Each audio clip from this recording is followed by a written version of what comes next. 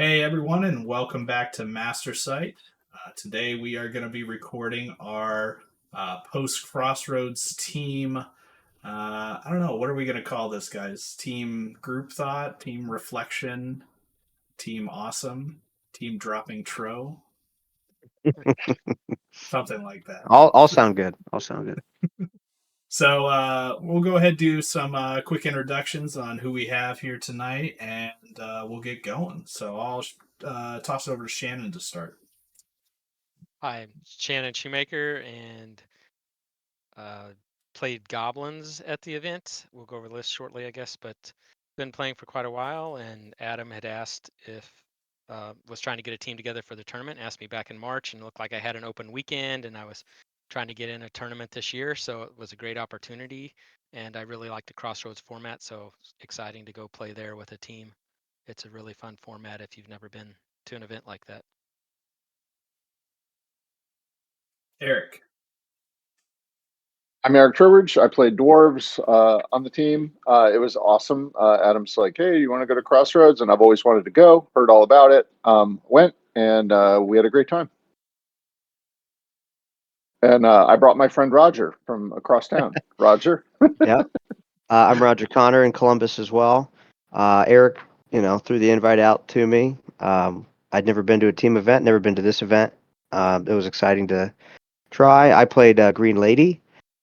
Been playing Kings of War since 2011, I suppose. And this was an awesome event, and I'd recommend it to anybody. Yeah, I think we all definitely had a fun time, and um, kind of the history of the team and accumulating this team here. I knew because Masters was going to be in Omaha this year. I had a little bit of extra money to travel, so I picked one of the bucket list events, and Corey's event here, Crossroads, was on the top of the list. So early on in the year, I asked all the my local guys if they wanted to go. So Billy, Travis, some of the other Outlanders here in Omaha, and nobody took me up on the offer. So I had to expand the search, and then the next expansion of that went to some of the other former master players. So Eric, I then even asked Keith Conroy and Alex Chavez. I said, "Hey guys, let's do a Masters team all together. That'd be fun." And Eric was all in, but the other guys were a little reluctant, saying that their club mates would kill them if they bailed on their team. It's like, all right, so it was Eric and I, and then I picked up Shannon, and Eric picked up Roger, and that's how we all came together. Uh, So we and were your definitely third and fourth choices. Yeah, yeah, I see. yeah, you guys are the C team, so That's right. Yeah. We're on the practice squad, Roger. I that's was right. kind of like when I got the invite, I was like, okay, you'd won Masters, Eric had won Masters, Shannon's coming second at Masters. I was like, okay, I don't have to play you guys. That's great. you know, You're like, carry me, please, and then right? Exactly.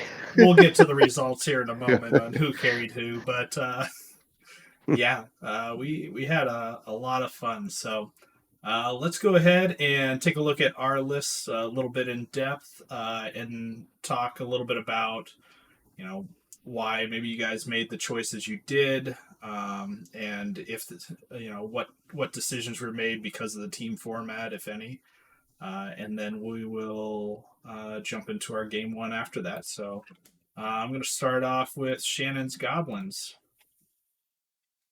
So I took 3 regiments of rabble just for unlocks and cheap unit strength to have on the table and maybe get in the way or get across and invade. The main core of my army was 3 chariot legions, 3 giants, 2 with slayer, 1 with rampage, and 3 troll bruisers, and then the 3 other heroes I took, Cuzlo and Madfall, for the hex and just the negative to nerve and just being able to get around. Pathfinder, nimble. He's really useful tool to have. And then I've been playing with Chariot Kings for years. I really like Chariot King models that I have, and I like their stats and what they're able to do on the table. They're another very useful unit to have. And so that was the core of my list, was those 12 units with the extra 3 rabble, just taking up space and picking up some points. Thoughts behind it: I wanted to take the last 3 heroes, and then I thought, why don't I just play with sort of monster mash with the troll bruisers and the giants. And I've always liked the Arachnoroks I have for Chariot Legions. Usually I only take 2, but I decided, why not go with 3? Then I don't have to take a rabble horde. So proposed it, or I sent this list and one other list that had melee wingets to the team, and Adam shot down the list with melee wingets. And so I ended up with this one. I figured it passed the Eric Trowbridge throw up in the back of my throat at 6 hordes of rabble with 6 war machines and 6 shooting heroes. So anytime you Yep. can pass that test, it's good. Yeah, the melee wickets one was definitely one that I was like, Shannon, you're better than this. Please. I know you play some weird stuff, but that's just I don't think it's good. And turns out I was right. You won with this list, so Okay. Roger, let's take a look at yours. Yep. So Green Lady, I went with a horde of retainers. I just really like having an infantry horde in pretty much anything, at least one in anything I run. The Bray Hunters, 2 regiments of those. They give me some speed maneuverability, a little bit of ranged for taking off some chaff or other weak units. They're surprisingly useful. They're kind of like the secret sauce of this list a little bit. Order Redemption are the Hammers, one with boosted striding. The Forsaken, with Elite. I mean, they hit very well, very hard. Beast of Nature, Double Pegasus, and the Exemplar Redeemer with Trickster's Wand. Obviously, Green Lady. I don't know. I felt like you got to bring the Green Lady in the Green Lady list. Pegasus are incredibly useful for sitting on a token, getting in someone's backfield, going after war machines or just chaff or whatever. They are super effective, and I don't think you can leave home without them in this Green Lady list. And obviously, this is kind of an alpha strike. Um, get into the opponent quickly, shut them down. Order Redemption with Crush 1 and 20 attacks is always hitting hard. Same with the Forsaken. And I can just usually outmaneuver, outspeed most lists, and it's surprisingly durable. There's a lot of little healing things in there and regen, so um, I started it back in January for Eric's birthday thing. He wanted it, and I've had a lot of success with it. I just threw it together, and you know, I was what was available for this tournament, and I just stuck with it. Yeah, worked out pretty darn well as well. So. Yep. And then we got Eric and his dwarves. Yeah, the dwarf list is fairly standard. I got 4 regiments of Iron Guard with dogs. I'm running Gallic, so they kind of form a defense 6 crunchy center, which can kind of occupy space and kill stuff and not die. Got a couple of flame belchers. I've got 2 troops of Brocks to kind of stretch space. They can either chaff, or they can run a flank or defend a flank, right? Because they've got enough attacks and resiliency to take a charge, and or when with 13 attacks they can hit relatively hard. I have a horde of shield breakers with the elite item. That's them and Gallic are the only hammers in the list. They need to kill stuff. If they kill stuff, the list is going to perform well. And then I've got 2 lords on beast and a couple of sneaky regiments of berserker infantry who, again, they're not going to win the game for you or kill a whole bunch, just kill the opposing army. But if you ignore them, they will hurt you. And they're sneaky resilient at -18. 14 drops. It plays well against anything. There's no bad matchups for this list, which is one of the reasons that I brought it. I feel like it's rounded enough so that I can chart a line of play to win a game, regardless of who the opponent is. So I thought it'd be perfect for a team tournament when, you know, you want something that isn't going to have a ton of bad matchups. So my kind of idea was that I'd be the garbage man on the team and fight all the opponents, or fight all the armies that nobody else wanted to fight. Because nobody wants to fight this. Like, if you think about your own list that you love, you're like, God, I really don't want to play a bunch of defense 6 dwarves who are going to shoot me and then beat me to death with shield breakers. You know. So yeah, it's a tough out for anybody. What about mirror match, Eric? I don't like mirror matches. Looking at you, Chavez. Yeah, no mirror matches. But yeah, I really enjoy it. It's done well. I lost to Randall at the Masters. That was my only loss with the list. So yeah, Nice. Pretty good. And then I obviously took my elf list, which for those that haven't seen it, there's another video to see it in. But it was very much standard elf alpha strike slash lots of longer range shooting. Was the idea, was the goal with that. So I heard from a couple different people after the event that reached out, and they were really interested in our list because they looked at them and said they're all like off meta lists, that like we're playing armies that they see in the south or northeast and in the mid Atlantic, but they're completely different in a lot of ways than the stereotypical one that was there. So like, I mean, Shannon's I think is the clear off meta goblin. Like nobody's playing that at all. But yeah. Even like Eric's dwarves, it has that kind of solid core of Iron Guard and Galak, but then he's adding in, you know, Berserker infantry and Brock troops and no shooters. Right, no gunners, and he doesn't have the formation, and we saw a lot of that there. And then Roger's Green Lady, it only had one Horde of Forsaken, and it didn't have any unicorns, and like there's a ton of Green Lady lists there that were just like triple Forsaken, triple Pegasus, triple unicorn. Like, you know, just going full ham in some of those. So I think people were really, really curious on how we're getting these lists that, you know, on paper don't seem like they're of the highest quality. When you compare it to those, you know, we'll call them a meta list, or like, but I don't even think they are. Like we're playing with tools and things that other people aren't used to seeing, and we're winning with it. So I know for me, it's just a comfort factor. Like I have 0 Glade Stalkers in my elves because I don't like Glade Stalkers, and people think Glade Stalkers are really good, and I acknowledge that they are good, but they just don't work the way that I want to play elves.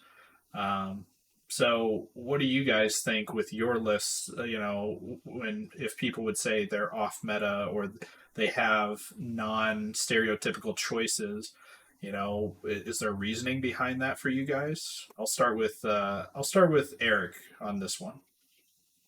So one of my tenets for whatever list I'm playing in any race is that it has to play 72 inches of table, right? I need to be able to either attack or defend on either flank. Because there's a ton of armies out there looking at you, abyssal forces of nature, who love to wander around in this blob, and they look for somebody to fight them, and so they can beat them to death, right? Abyssals with the double Cronius is the classic example. Forces of nature with the, you know, setting the greater air elementals to, you know, you're looking for somebody to just fight you in a blob, right? My dwarves refuse to do that. What I'm going to do is I'm going to sag the part of the board where your Death Star is, and I'm going to try and envelop you in places where you're not.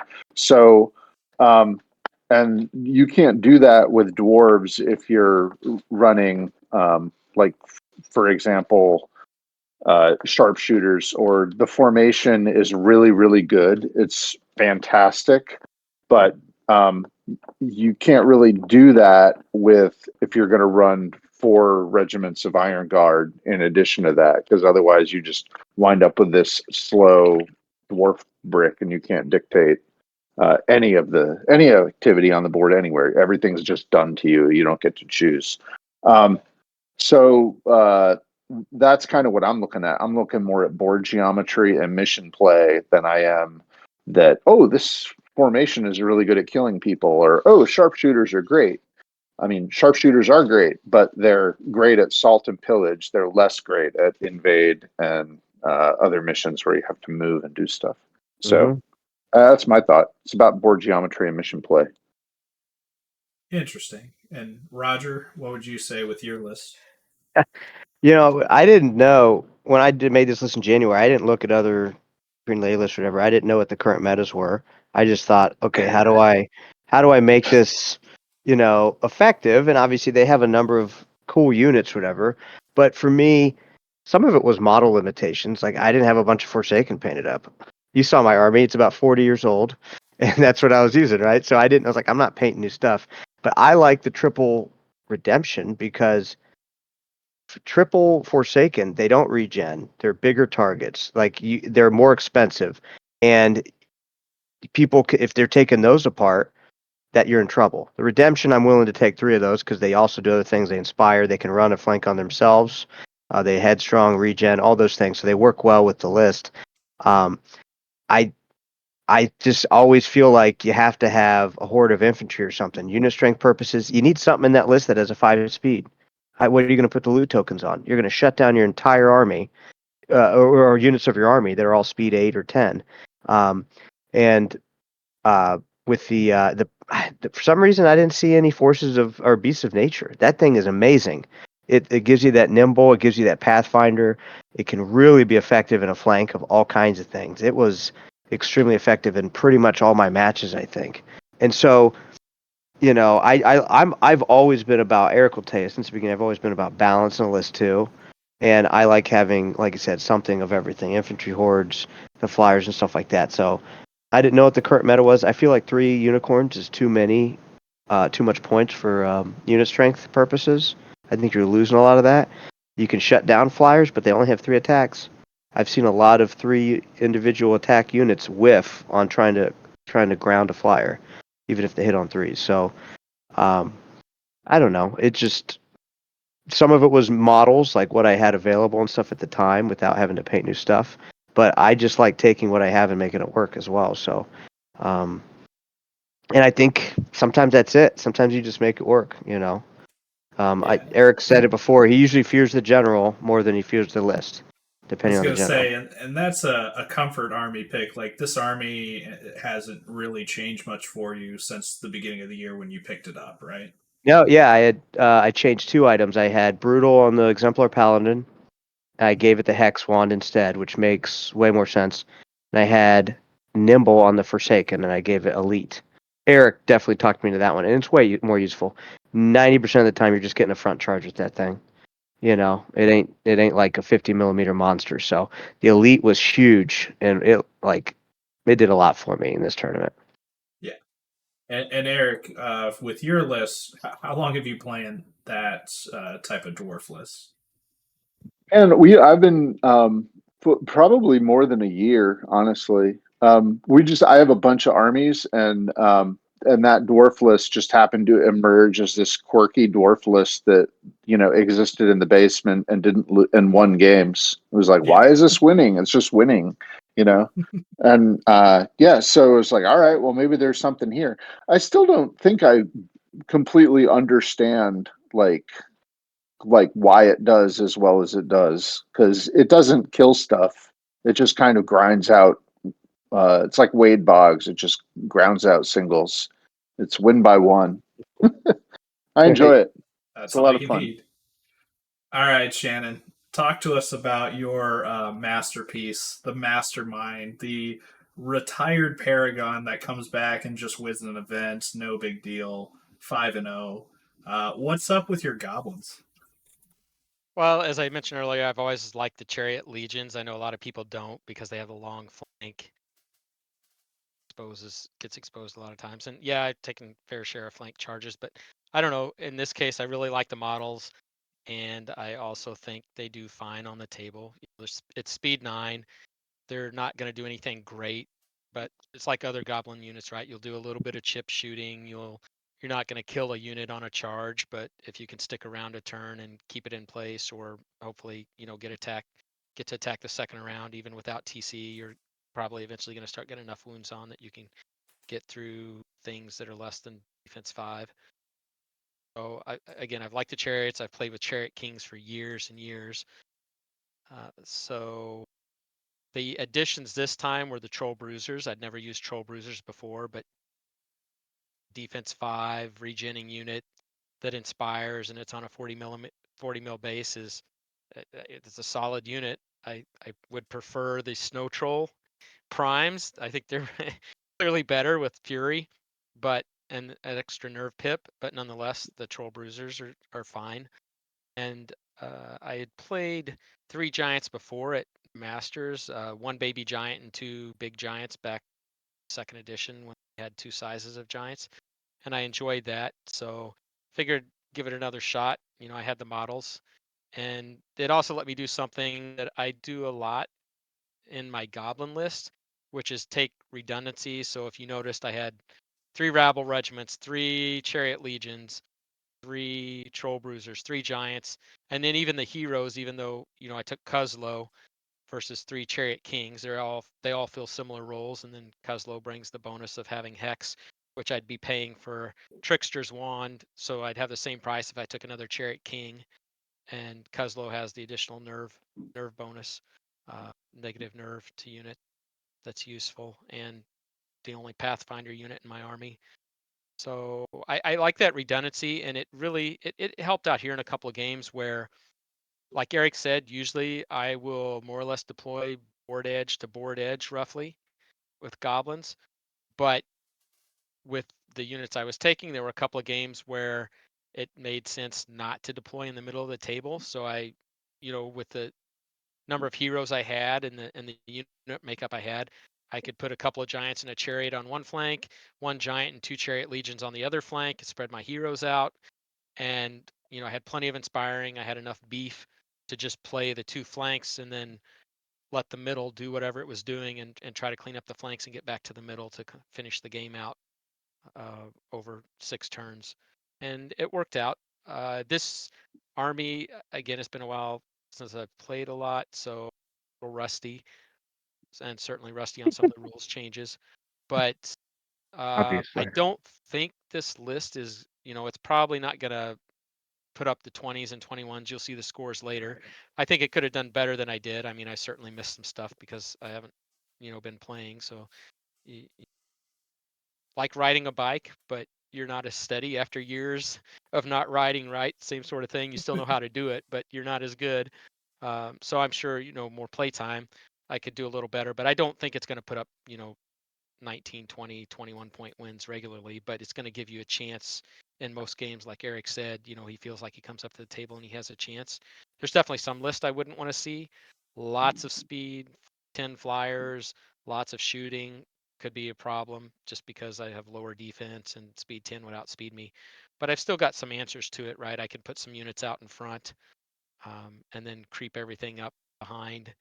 And I've got enough higher speed units that uh, unless they're all speed 10, I'm going to get, I'm going to be able to force them to have to attack something out in front, and then be able to push up behind it on a second turn. So I think it gives a lot of redundancy. It's pretty forgiving, and that's what I liked about it. I've certainly played the triple trombone list before, and I really like the trombones. But again, I didn't know what we'd run into, and if there's a lot of shooting, 8, 10 trombones, 9, or I guess they're 11, 13 wingets, things like that. Pretty susceptible to a good nerve check if somebody can put a wound or 2 on them. Whereas most of my units that I took aren't going to be susceptible to that.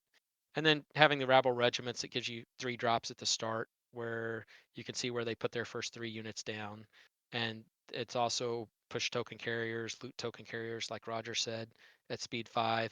If I need to, I can put them out in front as screening units and people may ignore them, and it's 2 points in invade or dominate if people ignore them and don't put any wounds into them during the game. So Mm-hmm. Yeah, every unit was useful. nice. Yeah, so in general, it sounds like we all have a fairly similar idea of we want multiple tools in our toolbox, but then each one of our lists had redundancy in some way or another, to where there are certain tools that we find we're using more often than others, but too much redundancy isn't a good thing in a lot of cases. So um, yeah, I think that all of us, in general, we picked comfort picks. And then I think we're all very good generals about focusing on a scenario play and understanding how to win scenarios with the lists that we're comfortable with, which Mm-hmm. I would say is kind of the core of any good general should really start there. It doesn't really matter what's in the army. You need to understand the game, the scenarios, and what tools you need to win those. So, but yeah, let's jump into our first round opponents and matchups. So we'll talk a little bit about what we were thinking going into round one, and what type of lists we didn't want to see each other play and everything. So we were going against the A team, the Canadians, and they had Alex Coos with his kind of unique Ratkin army. He didn't. He had pretty low drops in unit strength for rats. Um, Fairly shooty, double nightmare hordes, the formation. And then he went heavy in the living legends. We then had um, Eamon and his ogres. He had double hordes of shooters, triple siege breakers. But again, a very low drop unit or army, 11 drops for his. Then with John McCready, he was playing Sylvankind, triple Glade Stalkers, couple Silver Breeze troops, two Air Elementals, and two Tree Herders. 12 drops, 22 unit strength. And then we had Steve MacArthur and Ogres again. So he had a Horde of Boomers, a couple of Siege Breakers, a little bit more chaff all around, but he did take the triple sergeants with crossbows and a bully with Nom. So 14 drops for him, 23 unit strength. So with this one, obviously, I called Alex out as a kind of a pseudo challenge. So Alex and I were going to be paired up in the first round of pairings, no matter what, going into it. So with that in mind, what were you three kind of looking for or looking to avoid out of these lists, and why? So I Yeah. I wanted to play an ogre, and I wanted Roger to play the Sylvankin because I thought the Sylvankin list was a much stronger list against me or Shannon in particular than it was for Roger. So that's what I was thinking. I was thinking I would like to get an ogre list and play ogres with my dwarfs. Yeah. Yeah. I mean, I wouldn't have minded playing either ogre list.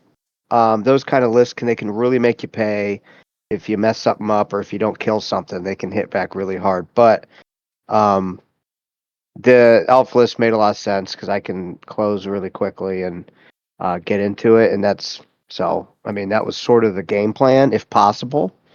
You know, for me to match up with Sylvankin, and occasionally, our plans actually work. It seems like.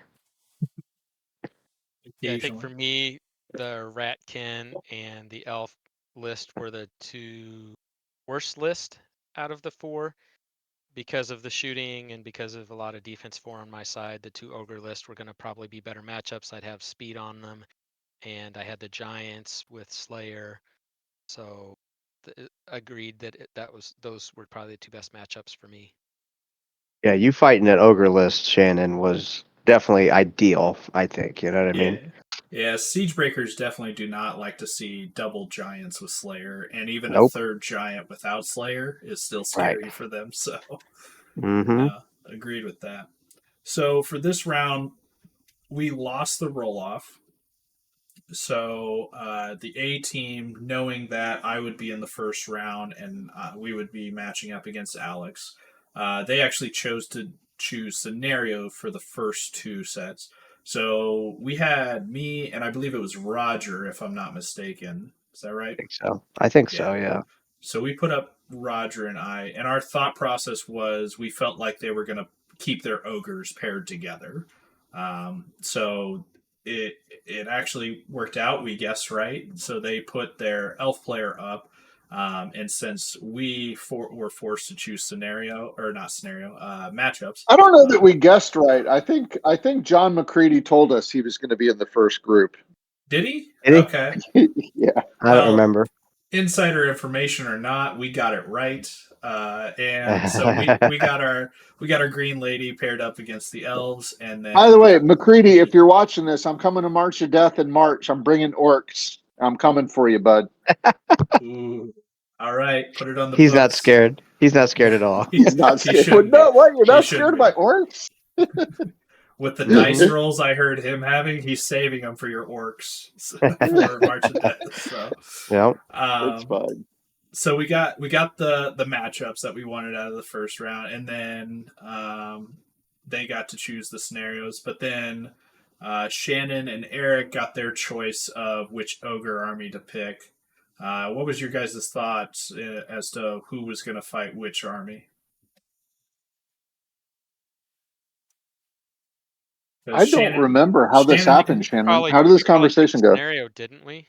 If you guys had matchup, Adam.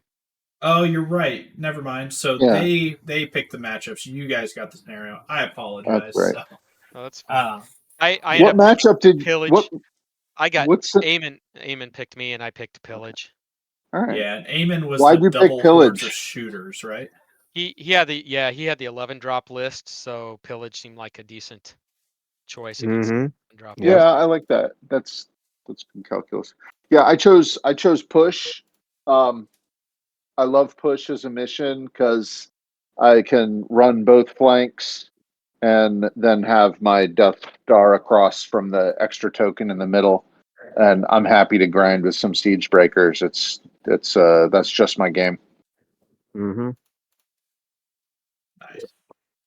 And then my game against Alex went pretty well. I got to play dominate, which was definitely something I wasn't expecting him to pick because he had choice of scenario. And I had more unit strength than a Ratkin army. Can you guys believe that? So, Yep.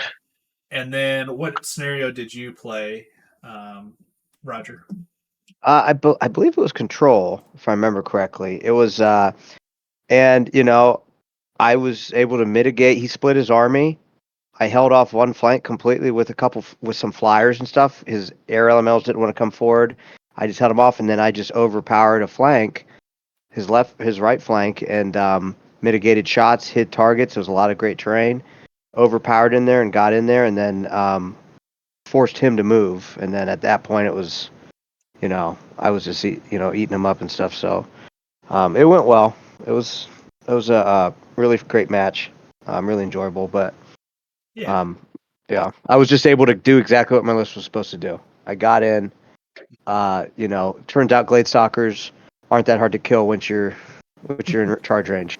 So, yeah. Go it figure. worked out well. And he didn't have great shooting. I mitigated a lot. I put everything in cover, but even then, it was probably not great. But this list is great at surviving against that, with headstrong, regen, all that stuff like that. So, it went well. So our team scores were quite good. All four of us getting a win. Eric and Roger getting big victories with 20s. I pulled out a 16, and Shannon's going to be that steady, good old 14-7 right Yeah. over there. So, so we got our max points for the first round and then some.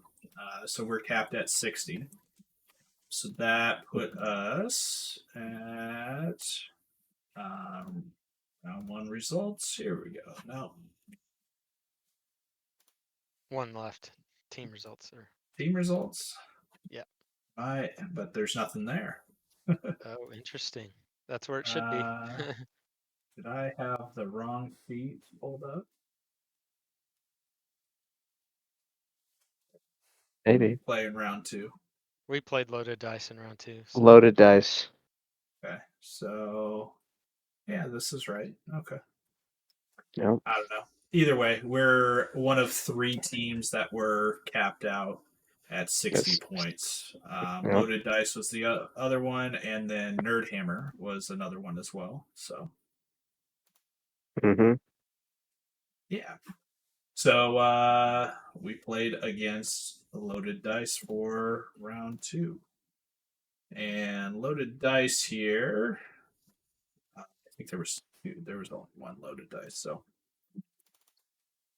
So Loaded Dice had a Ratkin slave army that was a little bit like the other Ratkin army we just played against, but a couple of Nightmares, a couple of Tunnel Runners, a couple of Impalers, also had Mother Kryza. They had the formation, so 13 drops, 22 unit strength. Then there was Northern Alliance, new Northern Alliance with 4 Pack Hunters, with bows, 2 ice elementals, a couple of new frost claws, and then Thane's Unfrostfang Harim, 13 drops, 24 unit strength. And we had Chet and his wonderful, perfectly balanced goblins. We've seen that list before. 23 drops, 29 unit strength. And Will, who was playing his undead, a couple of zombies, wraiths, 3 hordes of trolls, a couple of Soul Reaver calves, Morgoths in there too, 15 drops, 26 unit strength. So with this one, it's a little bit less time. Obviously, going into the event, we had several days to talk beforehand about our first round matchup. So a little bit less turnaround here, but I think we were all afraid of that goblin list. I think that was like first and foremost on everybody's mind. I don't think there was anybody jumping at the gun to play the goblins. Nope. I think that's correct. Mm-hmm. So we decided that Eric and his dwarves were probably best suited to play against the goblins, and that was our ideal goal. Even though Eric tried to tell me that my elves would do perfectly fine against them. So you can't fool me. You just can't fool me. I know. Was there any other lists that you guys were like, ooh, I want to play against that, or I want to avoid that, or were we all just, amazed by that goblin list? The goblin list was the was the main standout. It was definitely. I think Eric mentioned he wasn't like thrilled to play against the undead, or somebody mentioned that. Yeah, I didn't want to play that undead list because I can very easily see a scenario in which I don't kill any of those wraith troops. Yes, and dwarves struggle. Yeah, dwarves aren't offensively powerful, so you can't shut them down as much, and they're slow, so they can get around and get all those great flanks and stuff. I'm very comfortable against playing against undead. I've played them for a dozen years myself, so I saw it. I mean, this definitely got some potential, but I didn't know if I'd get it, but I was completely comfortable with playing against it. And if it was an option, I would pick it. I didn't want to play. So how did we? I know that we put Adam and I in the first grouping extended, and our idea was that the goblins would be in the first round. Yes, and that I would take the goblins. Right, but we lost the roll-off, so we didn't get to choose matchups or scenario. So we just stuck with me and you going in that first round and thinking that, well, I guess I'm probably second best. I still don't even think so, but second best. And then the goblins chose you, and the Northern Alliance chose me. Yes. Mm-hmm. Yep. Right. And I chose control against the goblins. And what did you choose, scenario-wise? I believe I chose loot. I think I took a loot. Sounds right. Yeah, because I figured I'd smash and grab and run off with 2 tokens and be a genius. And That makes sense. He yeah. doesn't have a huge amount of punching power to get through defense 6, so Right. I'm happy to have a Lord on Beast taken on the chin for being greedy and trying to swipe a loot token on turn 0, turn 1. Mm-hmm. Sure, right. no problem. So, Absolutely.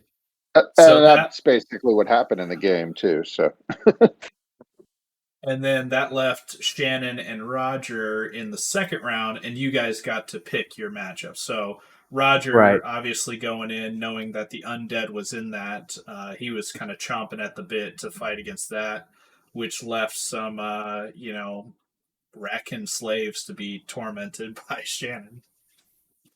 I don't even remember the Rat Kid slave list, but yeah, okay. Now I I do. remember the army. He had those beautiful Yeah. tunnels. Everything was Oh, like that's right. That was it was really built. good. The whole thing was built like a series of alleyways. Oh, It was yeah. awesome. It was a really cool army. It does look like an Yeah. interesting list. Yeah. Okay. Now I remember. You're right. I And remember that now. Chet's goblins looked awesome too. He had those blue mushrooms and everything. Mm-hmm. So Really good. these guys had some really good display. At With their one point in the stuff. tournament, they fell off their display board onto the floor. I hope they're Oh God, okay. He I got hope bumped or so too. something. I saw that. Yeah. Oh, shoot. I So think we played Undead on the Undead game. We picked players, so they picked scenario. We got Pillage for the Undead one. And Yeah. I got Plunder for mine. and we'll just let the results speak for themselves. You guys did extremely well. It turns out Roger definitely knew how to play against Undead, getting a blackjack, and Eric made the new Northern Alliance look like I don't know what a really crappy army. Apparently, you guys got blackjacks, which is awesome. When I'm sitting there with 7-point loss, and I'm happy that I just survived and had some points. Right. Well, I mean, But here's the honestly, thing about the 7 points is that it played right because we got our max in round 2, and if you get less than 7 points, you still they played right. So it was Well, me and let's Roger. We got 42, yeah. and Between you guys yeah, and Shannon, I needed to get 3 points out of my game for us to get right. max and you did points. it. So I Good job. I I doubled what was needed from me, and And yeah, you deny And to be their fair, team 7 points. and going in, a we little were bit. expecting, even if Eric had played the Goblins, I think we were expecting that was probably going to be a loss. And Yeah, Mm-hmm. it was a fight for a Make it close. draw type situation for sure because the Right. goblins would have chose the scenario against Eric, and I mean I don't know what's a good Right. scenario against Eric, but I'm sure the goblin player has a better idea what he wants to play. So We all know it's the what's the one? Not smoke and Salt. mirrors. Salt. Yeah. I don't know, but I think you're right. I think against that list, I think any sensible player would, be happy to, hide in cover Oh yeah. and just try to survive. yep. Mm-hmm. Yeah. Exactly. Yeah, I'd love to play Chet sometime. In fact, I'll probably, if I ever hear that we're going to be at the same tournament, I'll definitely be issuing a challenge. That would be awesome. Yeah. It seemed like you guys were having a great time. Oh yeah, it was a great game. I mean, it came down to the wire clockwise and everything too. So we were having a good time though. So Right. Yeah. Will was an so awesome opponent.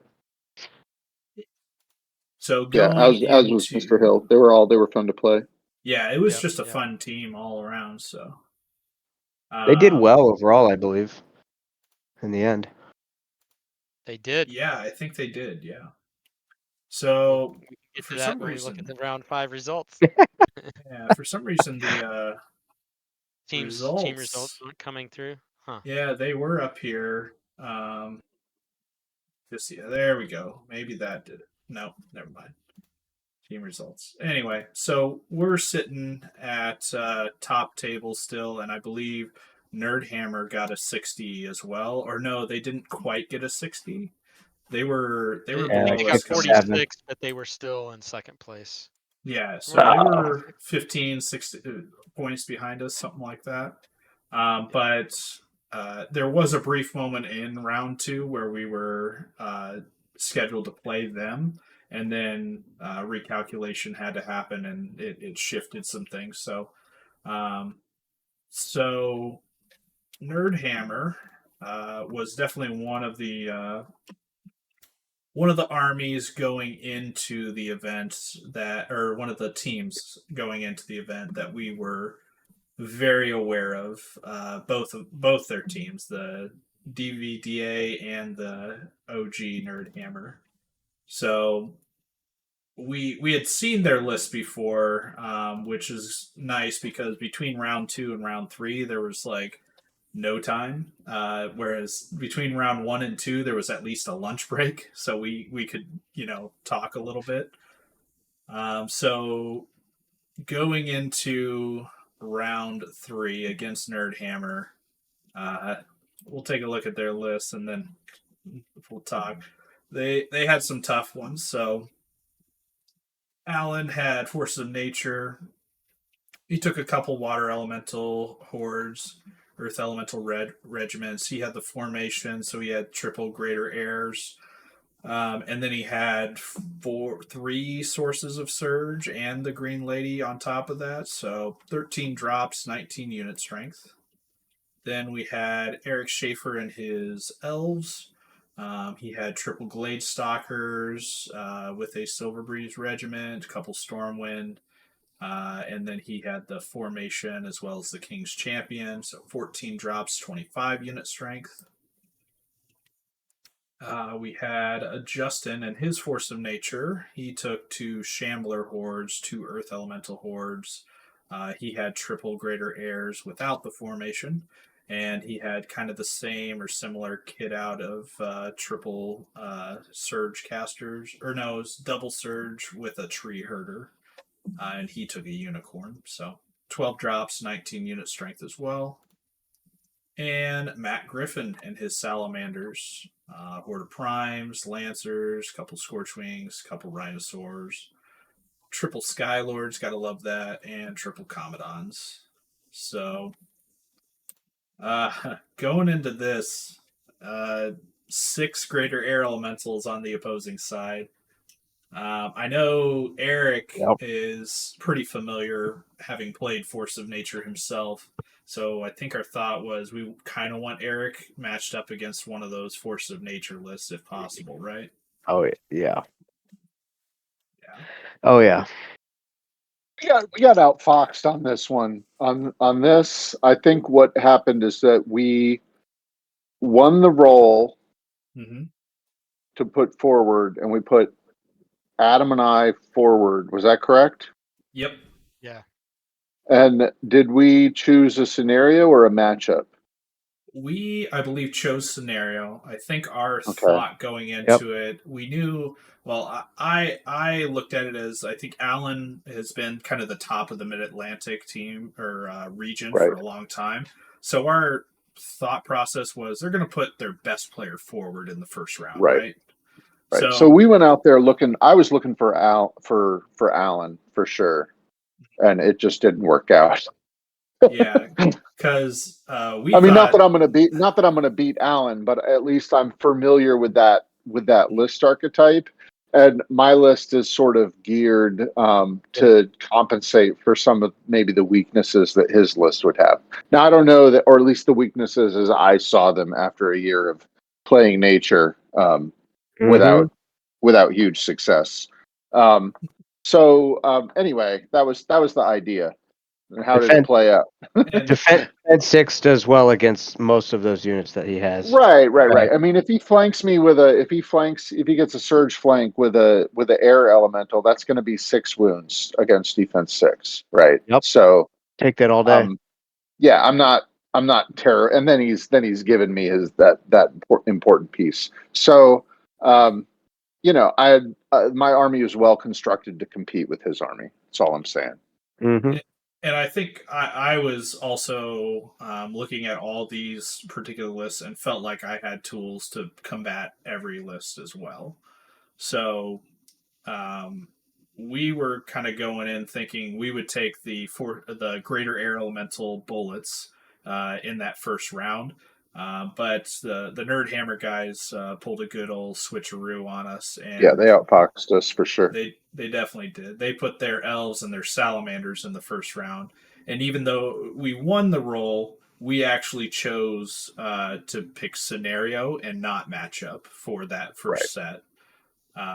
So the salamanders, so Matt wanted to play against my elves. I don't know if they just wanted to avoid the mirror match or if they felt like I had more shooting and faster speed against the elf list, but um, they put salamanders against me and elves against Eric. And I chose incorrectly for scenario. I chose raise, which I went over that in my round 3 video. If anybody hasn't seen that, so what did you end up picking in yours, Eric? So I picked push, and I made some. Eric played a wonderful game. He played really well, and he outfoxed me. I made a critical mistake that was my undoing. I chose push. We had a wonderful game. It was one of my favorite games for the weekend. It was great, and he beat me fair and square. Yeah. Which left Shannon and Roger in the second round, getting to pick Right. their matchups against Two similar naturalists. similar nature lists, but still some key differences. So, what were your guys' thoughts on who was going to play against who? Roger kind of let me pick, and I said I matched up better against Justin's list than Alan's list. So he just Roger said, "I'll take Alan," and he Right. did. I took Justin.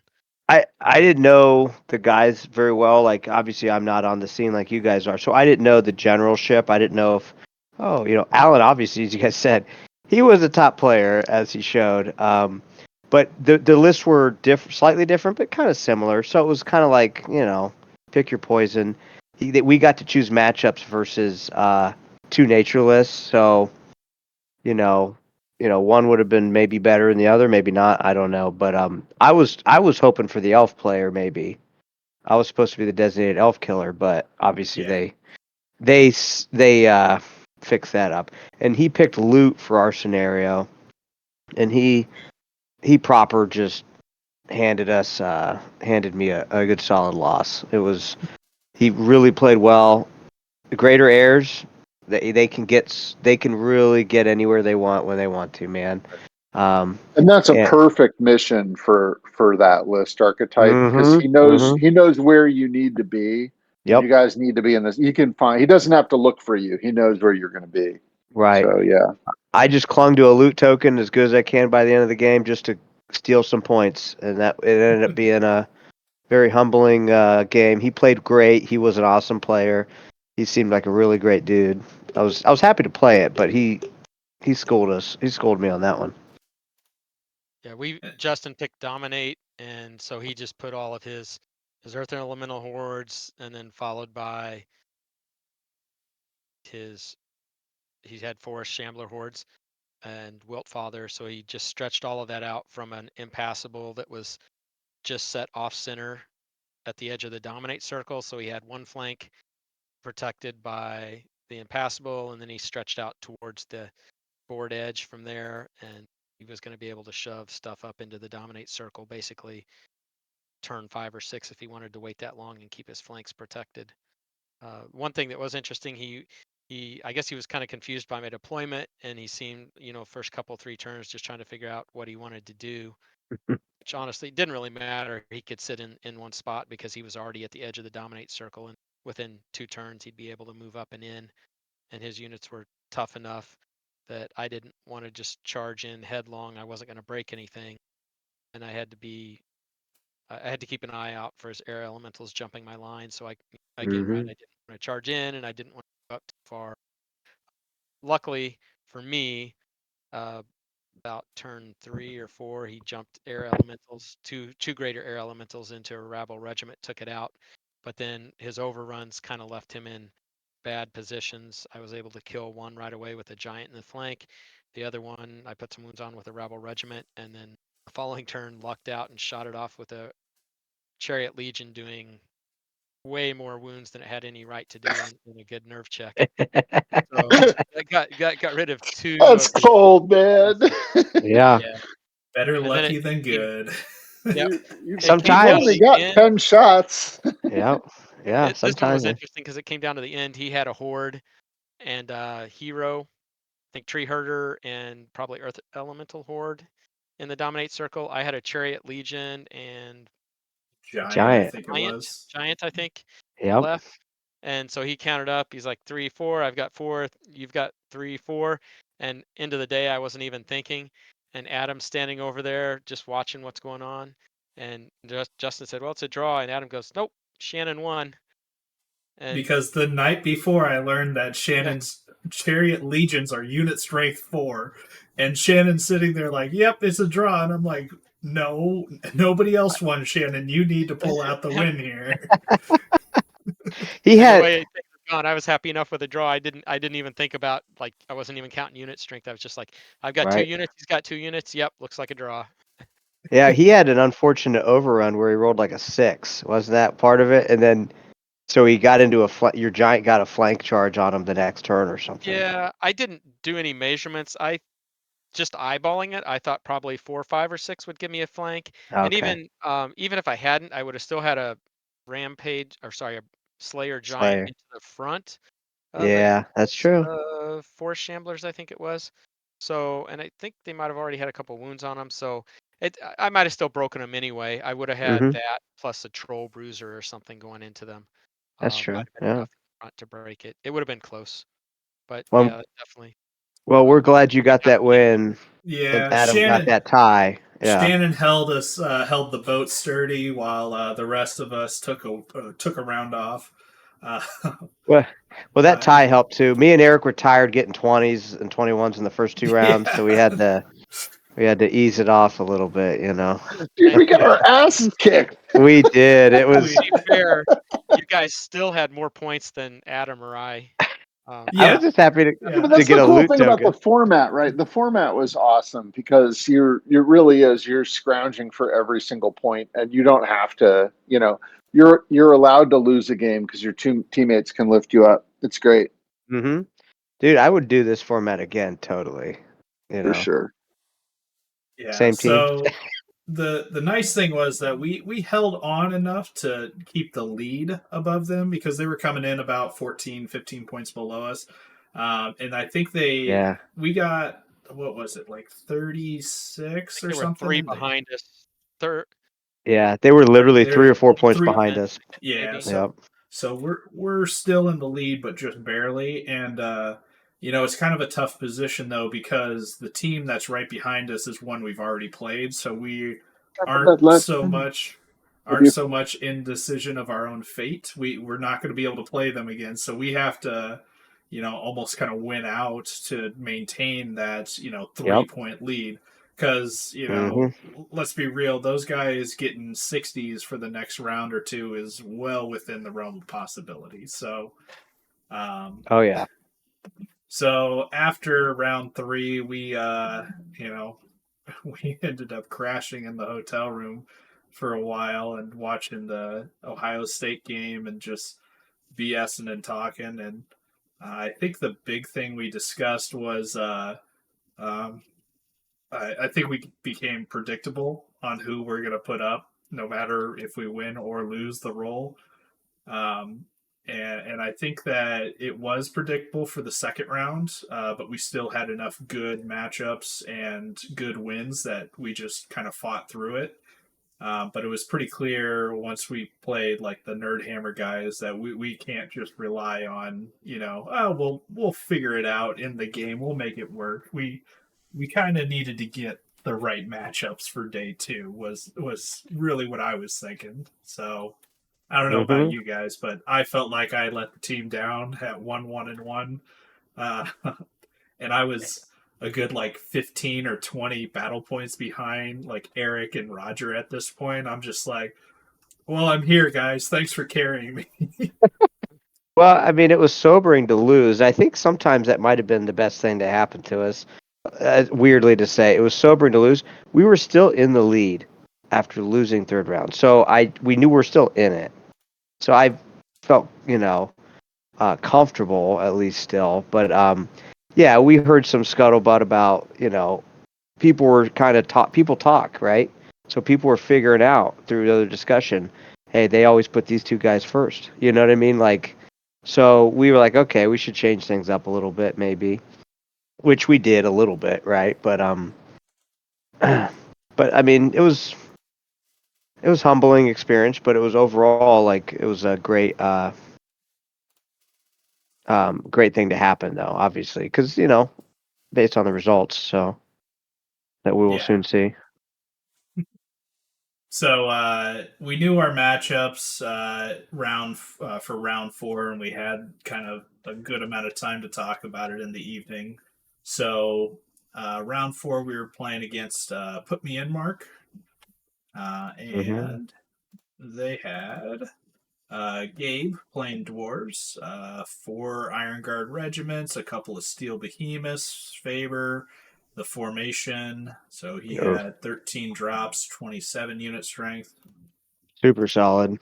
Then we had the vomit in your mouth goblins again. A little bit different, 3 Yeah, big rock throwers, 3 war trombones. He had 3 slashers in this one. So 20 with the drops. ranged option. Yeah. Yeah, well, yeah, with the you always take the war trumpet if possible, for sure. Do Mhm. ya? Do Not ya? sure I agree with Yeah. that. Those are I agree those are with Eric. new. Those are If new you, though. Those if are you're like in not the taking last. Those are only since the the last red cock, book, I'm right? pretty sure. Yeah, they've only Yeah. been up for a year. They Like used to have. for 10 points instead of the bolt thrower that hits when you have 5s to hit on the bolt I thrower. wonder. I wonder if they're saying if you take those instead of giants.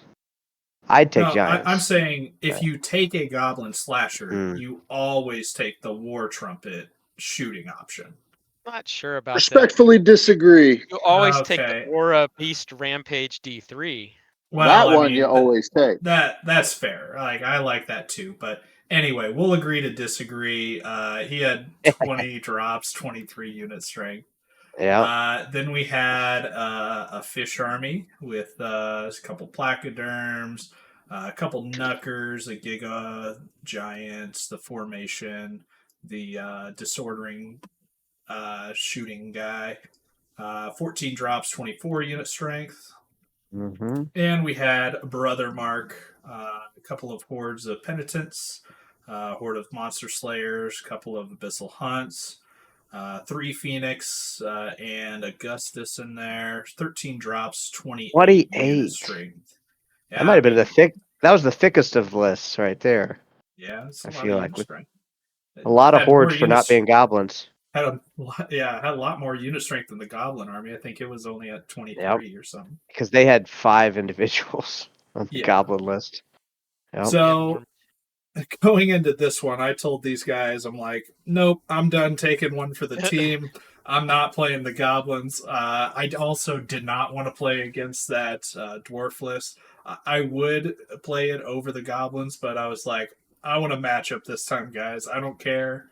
I want to pick an army. There's some fish to be shot, and there's some humans to be shot too in this one, and Yep. I will not shoot anybody else. So Yeah, and that was the fulcrum of our approach for this round is that we felt that the dwarves or the elves would present in a insurmountable challenge for the fish list. Yep. So we basically calculated that they would try to hide the fish list in the second grouping. And then either me or Adam were going to try and get a big score against the fish. Now, nothing to do with the general. I don't think either of us knew the general at all. no. But there's just certain limitations when you're running a Trident Realm list full of, defense 3 Thule, getting shot at by either elves or flame cannons, And in dogs. for a bad day. Yep. And dogs. Yeah. Yeah, they So, definitely don't like the dogs. Right. no. Yep. Exactly. Dogs eat nobody likes fish. the dogs. I forget So how did we win the roll? I don't remember how this broke down. I think we did win this roll, right? Yeah, and But we then we probably put said Roger and scenario Shannon because you first. wanted matchup. Right. Yep. I We would picked guess. scenario. Right. No, I picked match. Me and Shannon picked matchup. Yeah, you guys picked matchup. Okay. Yep. Okay, sorry. You mentioned earlier you wanted matchup, Adam, so that's what I was trying to remember. Yeah. Or Okay. maybe we lost this one. I forget, but Because I either know way. specifically my opponent, who I ended up playing, chose scenario, as Adam Right. remembers. Yeah. Okay. Yes. Yep. Yep. Yep. Yeah. So Shannon and Roger were put up first, and you guys got to pick who you wanted to play. And who did they put Yep. up? I It forget. was the goblin player Gabe and the and the dwarves. goblins. Yeah. So Gabe- we Gabe and actually the dwarves. the dwarves made sense for Shannon, and also no one likes mirror matches, as we know. I wouldn't have made that Shannon do that regardless. The goblin list did look like utter filth, as everyone tends to know, and I was like, well, he's going to beat up some dwarves. I will fall on that grenade, that claymore. Right. So And That as goblin it turns grenade. out, that was the masterpiece game that was one of the masterpiece games of the weekend, was your result against that goblin list, right? That nobody yeah, wanted to play, and And you Well, scraped out a result by hiding in a mud puddle for 6 turns. yeah, God he love you. You he know, picked control, and I yes. played control very well with this list, and it. I ended up killing all his unit strength. Eventually, I hid. He didn't shoot his artillery after turn one. He didn't shoot his artillery for 2 turns because I hid, and he had no good targets. So it worked out very well in that regard. And then once you just start punching and killing rabble, turns out he can't control as much area. I mean, it was still a right? really nasty game. It was nasty. Don't get Yeah. me wrong, but Right. And that kind of approach is actually made possible by Corey Reynolds' excellent tables with ample terrain to hide around, behind, yeah, and in. Like exactly. those were Yeah. those were generously sized terrain pieces, and I enjoyed it muchly. As they this should be, this right? map, I would say this map especially kind of favored you, right? Because this one was the one with the two buildings. The Yep. impassable was on the midline, about 12 to 15 inches off the table edge, Mm-hmm. and the buildings were about 6 inches. So you could hide a unit and a half behind those if you needed to, and then forests were, Right. I think, And that reasonably placed as well to give more.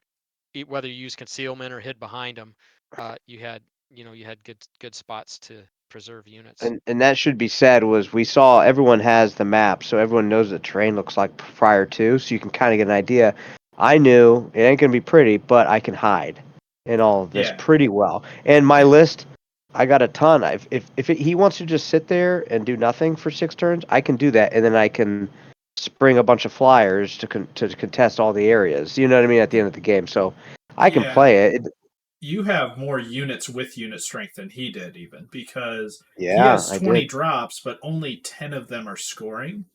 Hmm. So you're just sitting there like, okay, I'm not under pressure because there's rabble that's easy to kill, which is the highest unit strength, and I can blow them up and contest zones Yep. towards the end of the And game.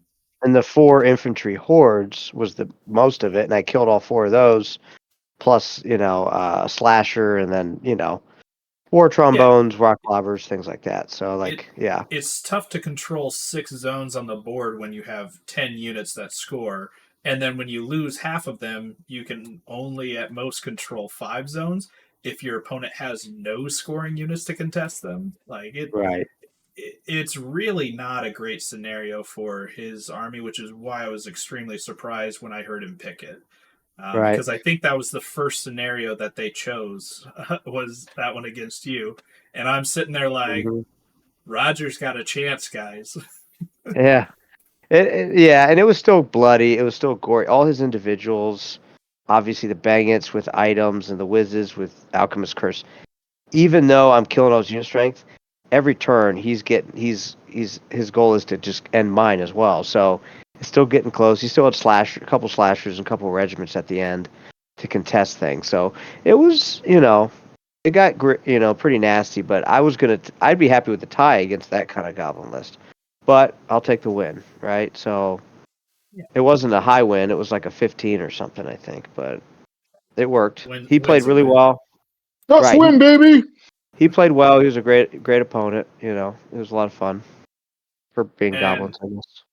And I'd say going into the event, we had discussed that Shannon was our group's dwarf killer. Like he was supposed to be the one fighting against any and all dwarf armies. And I don't think we hadn't faced a dwarf army up to this point, have we?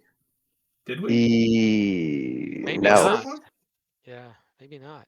No, Nope, we because there had was it. double Not in force round of one. nature, double ogres, and then there was the undead, ratkin Yeah. slave, goblins, and Some northern lights. elves. Yeah, so there was Elves.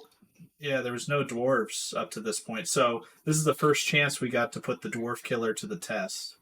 And he picked invade, which made me happy. And because of the I would board assume layout, so. he put Iron Guard and his horde of clansmen in the middle.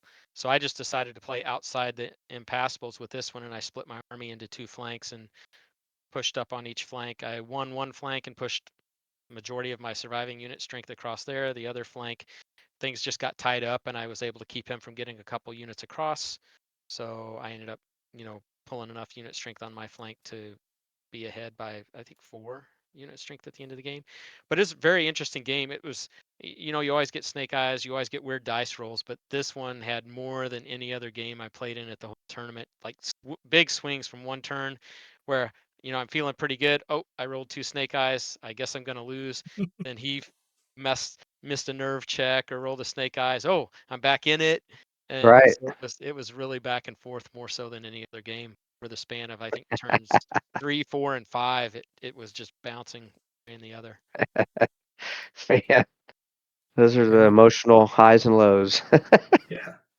And so as a team, we our newfound strategy worked pretty well. We got the ideal matchups basically. Obviously, somebody was landing on that goblin grenade, but Roger pulls Right. out the win. So Yeah. we get max win again. And I mean, I finally contributed. I did what goblins do, which is shoot fish in a barrel. So yeah. If I had lost, I'm trying to look at your scores. You guys had 51. So technically, if I could have eked out like 9, we could have still maxed, I guess. If I had lost that one, for instance, like lost yeah, with a bunch of attrition points or something like that. I don't know. Because I that killed would a have been lot of his extremely stuff. tough. Right. It If would you would have have been. Yeah. if you would have gotten a draw, we would have been perfectly fine. That's true. Yeah, Still that's at true. 60. So Yeah. so 20 to 1 you getting a versus win. fish. Yeah. Yeah, Joe was calling Eric out on this. Joe thought it was me writing the scores, and he's like, "Hey, what's up with this? You didn't even put my name." And I was Put like, fish. That's Captain Eric right there that put fish." So Yeah. No offense, man. Like we that's like our pet project, and like me and Steve Malone, Grace Patterson, Roger, Felix Castro, like hanging out in the basement. Like we're always trying to come up with the great fish list. So it's like an inside joke for us. So it was like great fish list number 7,452. They all die the same, right? We can't make Right. a good fish list. I always So feel like every Trident Realm list I see, though, looks really good on the board. I always feel that they look beautiful on the well, board. yeah. And then they get housed. Absolutely. Right. No, they look great. yeah, they're in the So same. They're in that same kind of category as orcs. Like if you have 50 shots, if you have 50 quality shots in your list, you're gonna beat the fish. Yeah, it's hard to mitigate, even with the regen and stuff that they got. So we hold on to our top seeding, and in fact, I think Nerdhammer dropped this round. I forget who they played. They played Aristocrat. Aristocrats. Aristocrats Was beat that them. right? Okay. Aristocrats, we lose to Nerdhammer. They play Aristocrats 4th round. I think they go, they lose 3, tie 1, or 1 win. So they drop. And then our reward is we get to play Aristocrats. Yeah. So number 1, number 2 are playing each other, and Aristocrats were still behind us by a decent margin. I want to say it was like 20 points, Was it? somewhere around Okay. there. Yeah, it was 14. I think it was 14. Okay. 14 So seems about right. Yeah. yeah, less than I thought. But so and then there were still some people probably hanging around that 20-point margin below us. Mhm. So there was still, a couple of teams well within striking distance. If we, traded a couple wins each here in the last round, they could jump up. Because the last round there was no cap, so there is a potential for 4 blackjacks and 84 point points. victory. Mhm. But yeah, so we have one of the top 2 teams, I would say 2 or 3 teams going into the event that were on our radar. We knew the Aristocrats were going to be a hard one, and one that we would have to go through most likely if we wanted to win the event. So Yeah. so Aristocrats, we got Chavez's Dwarves. He took a couple Iron Guard, triple Sharpshooters, double Behemoths. He took the formation and Faber as well. He had 14 drops with 23 unit strength. Then we got Mike Atkins, Force of Nature. He had a couple Hordes of Fire Elementals, Regiments of Earth. He had the formation, so he had triple Greater Airs. He also had 3 Sources of Surge, which seemed to be more common in these guys' region than I had originally anticipated. So then we had Mike Zettelmeyer. He took a couple Hordes of Fire as well. Rhinosaurs, 2 Greater Fires, and then he had Rakaz, and he had an Ancient Phoenix with his Salamanders. And that leaves Ray Shields, triple Heart Piercers, a couple Redemption Regiments, a couple Forsaken Hordes, the triple Unicorn, and double Pegasus, 13 drop, 23 unit strength. So this was definitely one for me personally, looking at it, recognizing that all 4 of these generals are people I know of, and people that are going to be extremely difficult to play and beat, just because I know everyone in this group is familiar with their armies and plays against high quality players. So I knew that matchups were probably even more important in this particular one going into it, because we're playing against the best of the best when it comes to their armies and these players. So I didn't want to play against the dwarves. Alex Chavez and I have never played. I want to play him, but I didn't want to take a loss for the team and sink us to to second place, third place. So what was our matchup strategy here? Was we figured Chavez would be in the first group and we wanted Shannon and Roger in that first group to force a matchup with one of those guys against the dwarves, because neither you or I wanted to play that dwarf list. We know Eric wanted to play Chavez's Dwarves hard. He really Maybe with wanted that. orcs, maybe with orcs, but not with my dwarves. We did Yeah. that at Masters, and we kind of, after turn 3 at the Masters, my game with Chavez, like I had the exact same dwarf list, and that the list he had at Masters was almost identical to the one that he played at Crossroads, if not identical. And after like 3 turns of control, we're both looking at the table, and it's like, do you want to just shake hands and and call it 10-10 Call it a draw? draw. Because there was no way that you could. Somebody had to push, and in trying to push to win the mission, you put yourself overwhelmingly Lose the mission. overwhelmingly less favorite to win the mission. It was a nightmare. Like there was just no way either of us could make advantage. So yeah, I definitely didn't want to go through that again. And we felt like either Shannon or Roger could not necessarily beat Alex. Obviously, like for me, Alex is one of the top players in the world. But they would have their armies were not what Alex wants to see across the table, right? Because either Shannon or Roger with their speeders is going to dictate the terms of the engagement. And they're both savvy generals enough to not get shot to death by sharpshooters, right? Right. So that was our thinking. Playing him wasn't like, yay. I mean, I would relish the opportunity, I guess, but it wasn't like, oh, this will be good. No, it was probably going to be horrible to play him. I forget what the other option was. What was the Shannon? What was the other? Mike Atkins and the Force of Nature. Oh, that's right. Yeah. We got to choose. They chose matchups. Me and Shannon went first, right? They chose matchups, we chose scenario. So we didn't have a choice in that. Alex chose me, Green Lady list, and Forces of Nature chose Goblins, right? Yep. Yeah. Yeah. Okay. And me and Eric talked about it for a second. I was like, all right, I guess I'm going to play Alex. And then Invade was an option. I've been talking about Invade this whole dang tournament. I had never gotten an Invade option. And I was like, Invade against Dwarves, with this much faster army. Let's do it. So that's what I went with, I forget what Shannon went with. I took push Mm. because his whole army largely is shambling, so Mm-hmm. push is not necessarily what he wants to see. Right. Yep. And then you guys got to choose matchups in the second round, second pairing. Yes, we No. did. Yeah, we did. Well, yeah, we did. That's right. Yep. Yeah. So I think Eric, you basically said either one's good with me, and you let me Yeah. kind of take a pick at who I wanted. Right. And I actually made him play rock paper scissors. But knowing that it didn't really matter the outcome, I was going to pick Mike Zettelmeyer for the matchup purposes anyway, just because the Salamanders. yeah, I felt like when I played Salamanders earlier, it was just kind of a fluke. The shooting caught me off guard, and it went off.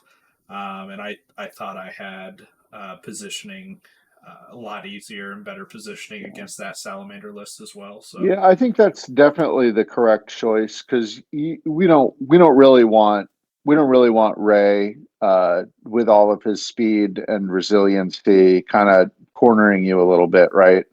It's much more advantageous to have you play the Sallies and have me suffer through the OGL for sure. Oh, well, he and I did. think That's right. He was a Green Lady. Okay. And I think you have a much better experience or much more experience against Green Lady. Whereas there's not a whole lot of Green Lady players out in my neck of the woods. So I don't get to play against them as much.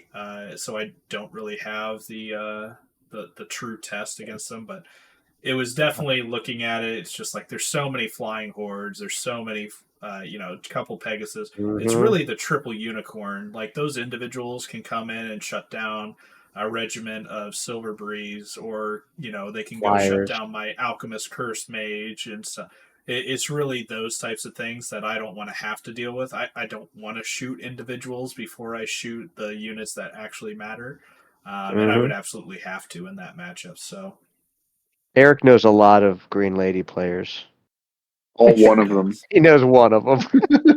And I've Well, only really played him tournament style for like 8 months. Right. yeah, the one that That's pretty finished good. highest at this event. Let's make sure. So, I usually arguably the play best right. one. I usually play Green Lady at 6,000 points against Eric if Right. I'm playing. Yeah. Yep. So he Right. has a lot more experience. So Than, yeah, he's used to playing 2 Green Lady armies at once. that's 3, right. if you think about it. Yeah.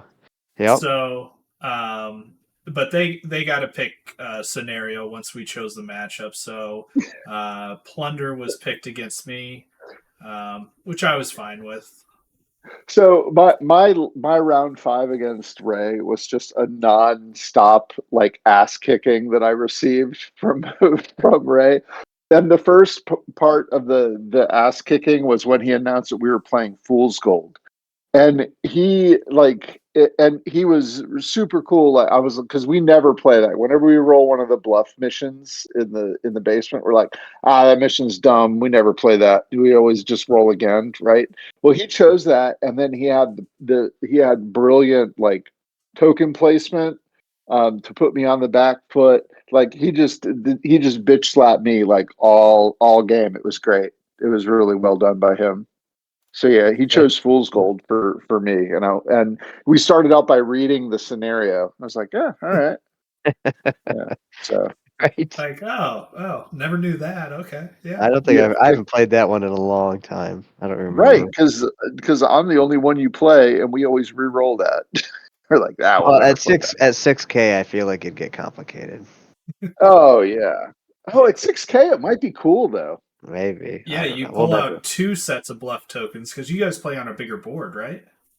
Oh yeah, Usually yeah. 8 foot. Yeah. Yeah. Yep. Or 10 foot if Roger let me. We did 10-foot a while back. Yeah. Yep.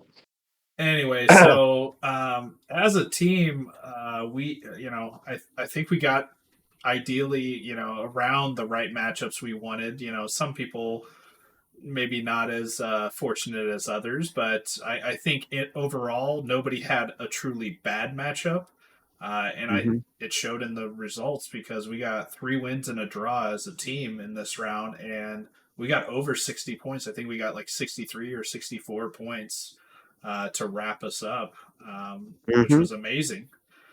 So that Right. shot us right into first place by a pretty good margin. If you think about it, 35 points. That's a half a round's worth of total battle points that you could have gotten. So It's um, interesting that you look at the second place was what put me and Mark.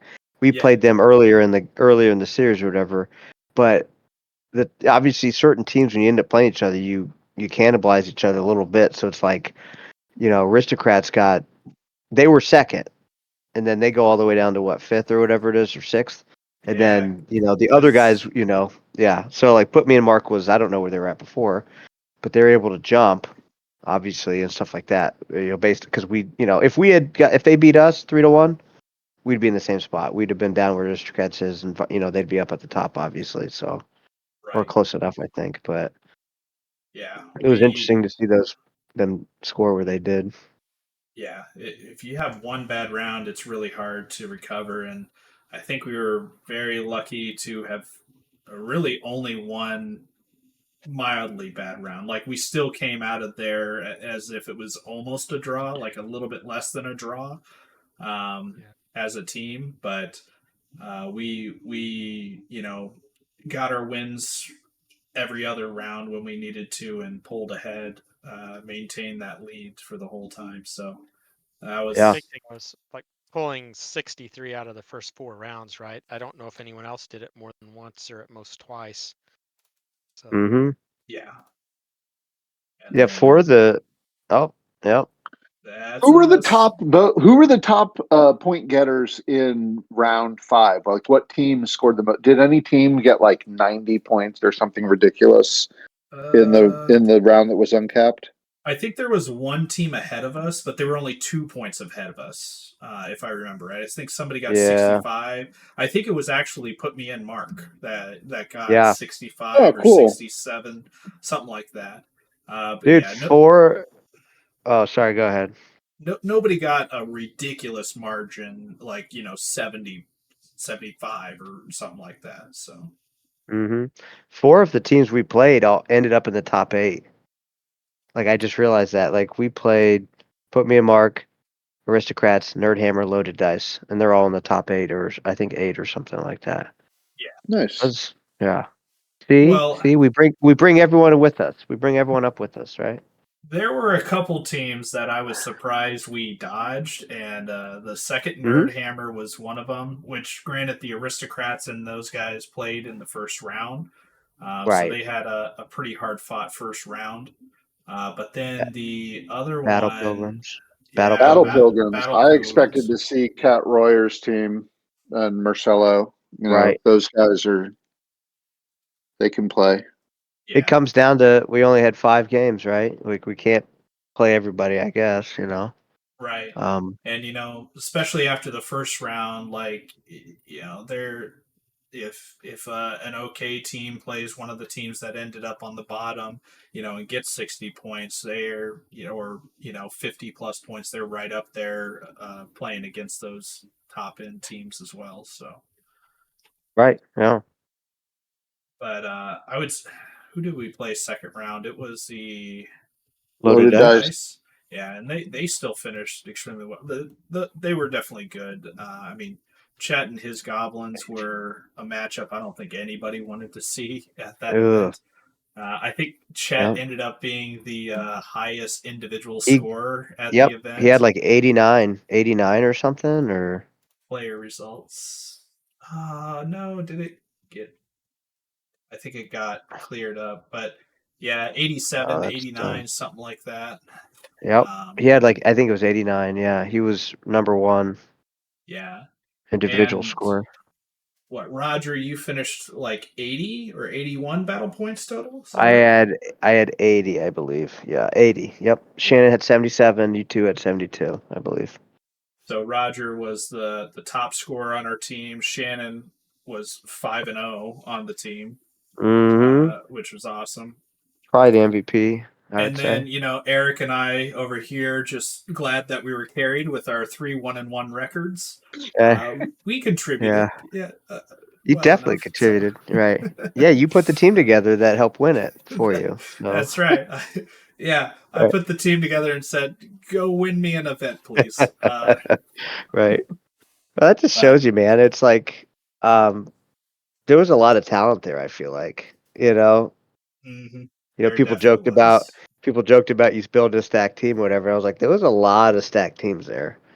Generally, out of the My 20 teams. favorite, my favorite thing about the whole weekend though is that nobody had any clue who Roger was. Yes.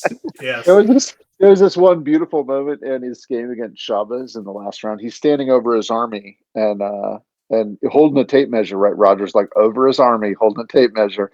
Some dude walks up and says to Alex, "How's it going, Alex?" And Alex goes, and if you know Alex, he's just a straight shooter, very very chill dude.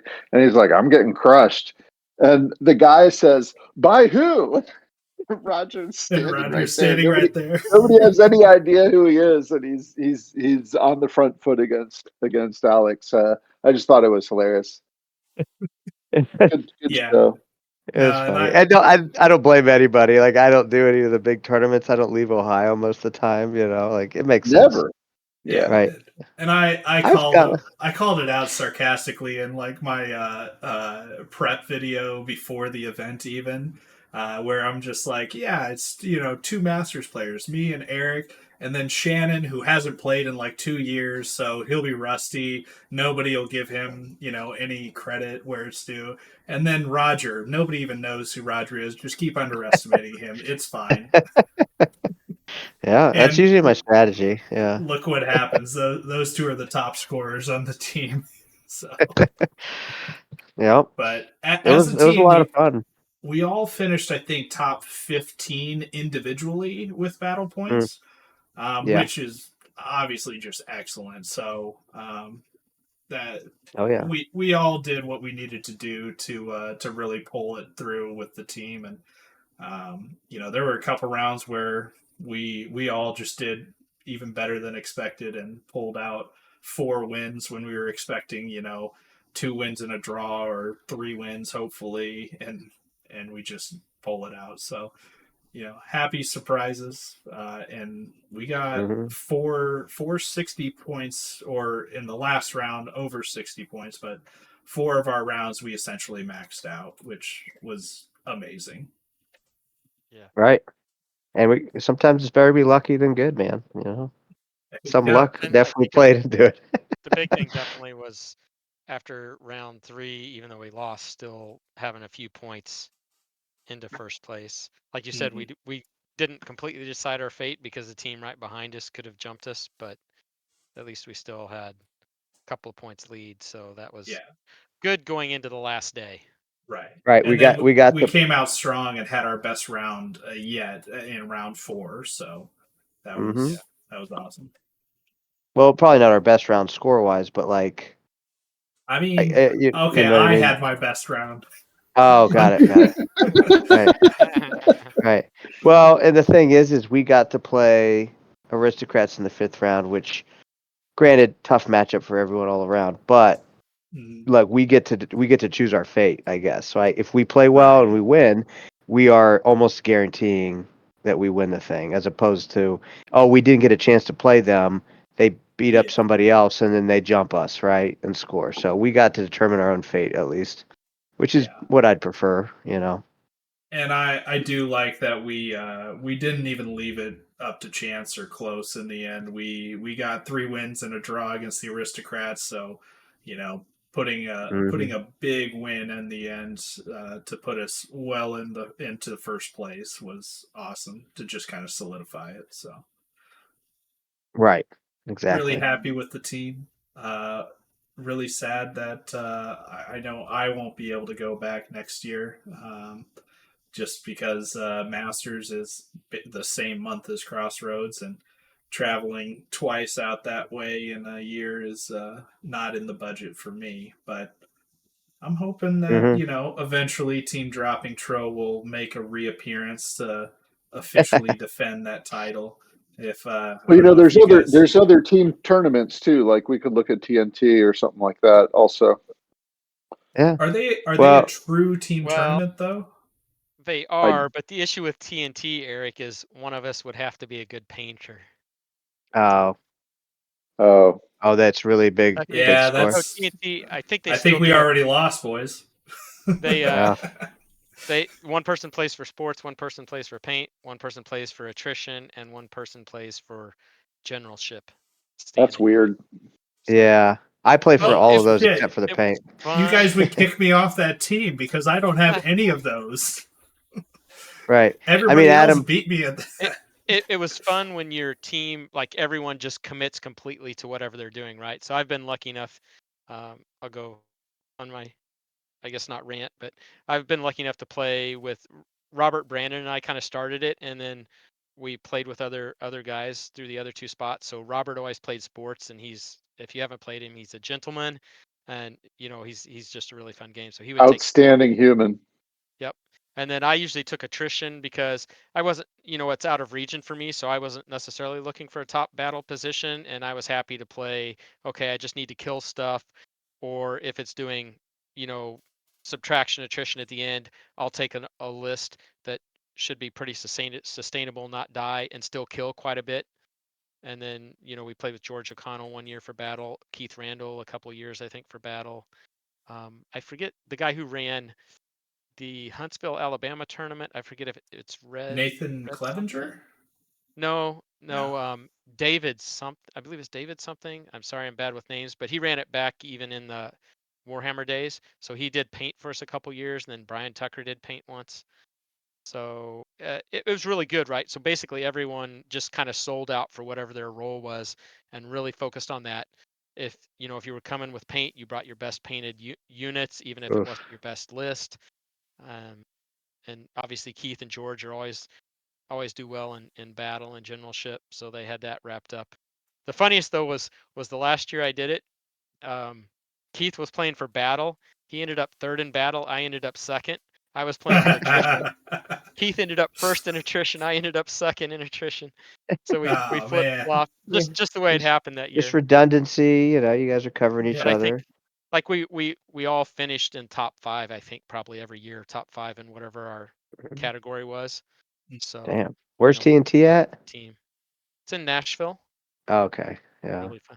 I don't know if it's Man. changed, if the format's changed up. I haven't done it since maybe 2019, but Right. it's Probably a lot of changed. fun too. Yeah. Well, Adam, if you can't make Crossroads next year, I'm pretty sure we can find another 3-1-1 player to Yeah, you supplement our can. team. Absolutely can. I mean, I, I would recommend you definitely just do it. Like, take the we might team. It's we not might even play my team down. anymore. It's We might play down. We might play 3 player. yeah. Just take I'm that sure you take that guys would penalty. still. I'm sure you guys No, still finish top 5 no. without my scores. I'm I kidding. think like the Aristocrats went through that, right? I was talking to Sean McCormley, and they had done really well, but you're not pulling any points for that 4th slot. So yeah, Right. the You teams guys have to that are play down to perfect. 3. Right. Yeah. Yeah. Yep. Yes. Yeah. Well, we Exactly. You have had to be what do pulling we have 18-point wins. we had a 35-point lead on second place. So, and I only scored 72 points. That you guys are only like 30 points, 35 points behind the leader then Right. without me even on the team. I think you We could just have find somebody that could pull 30 points in. No big Yeah. deal. Oh, for sure. We could get Kyle Poole. We could get a few Uh guys, I'd say. Yeah. Kyle, Yeah, I don't know. I don't know I if know he could you're pull I know 30. you're joking and you're being a little bit glib here, Adam. But the thing is that every round there's somebody who's jumping on the grenade, Yep. and and you jumped on a couple that Oh weekend. yeah. Yep. So Goblins and then Yeah, I did, um but then yep. I got to play against some really good matchups, and I got a good win, and you Team know, Fish. Yeah. it was still one of those where I guess overall, I think I might have mentioned Poor it in my Team last Fish. battle. Yeah, Team Fish. In my last battle report, I think I might have mentioned that in general I wasn't as happy with my individual performance just because I saw several mistakes in my games when I reviewed Hmm. them for my battle reports. That usually, if I know I made a mistake, I can like immediately identify it.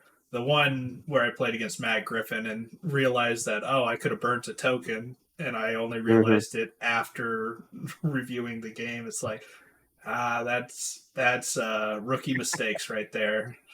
Right. Yeah. Huh, we ended up walking home with the win at least. So we did. Either way, I mean, hopefully they just nerf greater air elementals, and then I'm good. After that, Who the new knows? cock 24. Yeah, Adam. I know.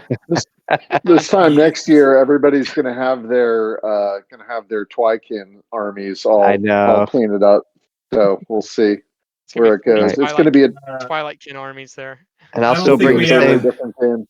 I don't think we have enough time to talk about Twilight King, guys. I think we should probably Yep. wrap it up here.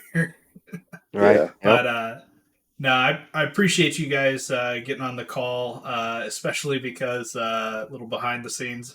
This is actually the second time we're doing the call. I screwed up audio recording for the first time, so but I made sure this time it's working properly. So hopefully, Mm. only two times, two goes. So, I don't know but if I could do it a third time. yeah, No, we're not doing. no, no. It Adam's never on his happened. own. Nope, Right. we just canned it. Yeah. But I appreciate you guys, and I appreciate everybody that's watching, and hopefully, a little insight into our strategy was helpful. If it wasn't, sorry that we Not too wasted. helpful. Not too helpful. No, I We mean might those be guys are back going again. back. Yeah, yeah. So when Right. these three are back at Crossroads next year, just if you guys are facing them, give me a call. I'll tell you exactly what they're gonna do. We're gonna And change all the metas. We're gonna yep, change everything. that's right. Right. So we'll see you guys on the next video, and I appreciate you all for watching.